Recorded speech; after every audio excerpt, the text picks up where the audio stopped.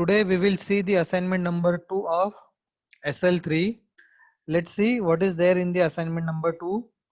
To apply various CSS properties like border, margin, padding, navigation, drop down list to page created in assignment number 1. So what you have to do is you have to apply or you have to use the border, margin, padding, navigation and drop down list these properties in your what? Already created assignment number 1. So whatever assignment number 1 you have created, you have to apply these things in your what? Assignment number 1. So the second assignment is based on your CSS. So what is CSS? The full form of CSS is Cascading Style Sheet. So it is a style sheet language used for describing the look and formatting of a document written in markup language. So whatever you are going to write in your HTML program, you have to apply some graphics or you have to focus on the look and feel of the web page. For that purpose, the CSS is used. CSS is used among with your what? HTML program. It is used in the HTML. Okay. So whatever program you are going to write in your HTML, the CSS is used for giving the look and feel for that HTML program. So how the CSS is used, what is CSS, all these things have been mentioned in this manual. Whenever you are going to go through this manual, you will come to know all the theory part about the CSS. In short, the CSS is explained here. Now the important point is there are three ways where we can use CSS with your HTML. Number one, external style sheet. Number two, internal style sheet. And number three, inline CSS. So the external style sheet, in case of your external style sheet, what happens? Your HTML program is written in different file and your CSS is written in different file. You are going to link HTML and CSS, both the different file you are going to link using your head and link tag. If you can see where I am pointing here, the syntax of link tag is there, where you will see the CSS file is linked with your HTML, and always this link tag is written in your what? Head tag. Remember this. The syntax of link tag is link rel is equals to, in double quotes it is written like style sheet, type in double quotes text slash css, and href is equal to sample dot css. This is the syntax where you are going to use your CSS file with your HTML.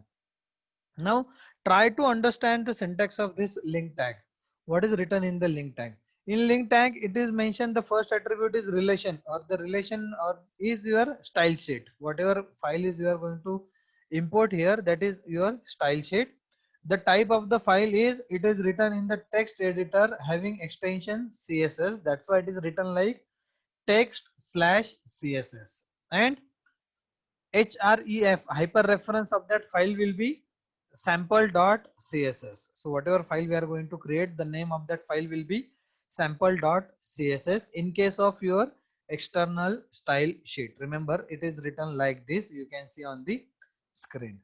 The second type of CSS is internal CSS. In case of internal CSS, the CSS code is written in your HTML program itself. There is no separate file like your external CSS. In case of internal CSS, you are going to write your CSS code in your head tag. Whatever I am pointing right now, in head tag, you can see there is a style tag. The style tag will going to tell you that the code written in between style tag will be your what? CSS code. Remember. And it is written like this. So here I'm going to modify the table td and th tag of your table using this CSS or using this style tag which is written in your head. This is type number 2, and type number 3 is your inline style, or it is inline CSS. Inline CSS is directly written with your what? Tag. You can see the example here. In example, p tag is modified like this. By default, the color of p tag will be red and the font size will be suppose 12, whatever it may be. If I want to change the color to the red and if I want to change the font size, then I can do this using inline CSS only for this particular one tag. याद रखिए इस एक ही tag के लिए ये जो भी changes है उसका कलर रेड हो जाएगा and it will be having left margin as 20. This is only applicable to this one line only. अगर आपके प्रोग्राम में 5 पैराग्राफ आप पी टैग अगर यूज कर रहे हैं और अगर आप इस वे से लिखोगे then this code will going to affect only one p tag which is written here only. if you are writing internal css or external css और अगर आप वहां पे इस वे से मॉडिफाई करोगे then what will happen, the changes will be reflected to all the table or all the code which is written in your html. अगर आप internal और external css use करोगे तो I am going to demonstrate all this type in your assignment. So let's see what is there, how we can see. First of all, I'll show you how this css will work. So your program will start like this. Then here it will be your body tag. In body tag, I am going to write, suppose the code will be snjb coe and chanwad. Save it. I am saving this on the desktop. Suppose the name of the file will be index.html. It will be on the desktop, and from the desktop, this is my index file. Okay, you can see snjb coe chanwad. My output file is here. Now what I am going to do is, first I am not going to start with your external css. I will show you first inline css. Now consider I am using p tag here and I am closing p tag like this. You can see there will not be much difference in the output. The output will be as it is due to p tag. Now I want to modify the p tag which is mentioned here like this. So what I will going to do, I will write like this: p style is equals to, in double quote you are going to write color colon red, then semicolon, and okay इतना ही लिखता हूं मैं, वहां पे colour change करता हूं उसका, and just refresh it. You can see the color has been changed. If you can see on the screen, the color of snjb coe chanwad is changed with the help of your this inline css. So this is an example of your inline css. Now I am using one more p tag, but I am removing this style, and I am writing, suppose some different code, some different text, Department of Information Technology, like this, and save it, refresh it. You can see the difference. I am using the p tag at both the location, but I am modifying the color of only first p tag. So the changes will be reflect with the only first p tag like this only. For second p tag, I have not changed the CSS property. That's why it will be of by default color and by default size. Remember this. This is the use of your inline CSS. That अगर आपको किसी एक tag को ही modify करना है, then you can do it with the help of your what, inline CSS. Remember this. This is an example of your what, inline CSS. Now I will show you how your internal CSS will work. अब देखिए ये code इस वजह से है. Now I will show you how your internal CSS will work. The internal CSS is written in your head tag. So this is my head tag. In head tag, I am closing head tag here. In head tag, I am going to write style tag. The style tag will be close here. Now p, for p I am modifying and again writing the same code, semicolon. Now see, you can see on the screen the color of both the text have been changed. Why? Because I have changed this type of p and p is used at both the location. आप जितने भी बार इस programme में आप जितने भी बार p paragraph tag को use करोगे तो उसका बाय डिफॉल्ट कलर हमेशा अब रेड रहेगा. Remember this. You can try like this. और एक p मैं यहाँ पे ऐड करता हूँ. You will come to know how this will affect one more p. Nashik. Save and refresh. See. So this is how your inline CSS works. Internal CSS works.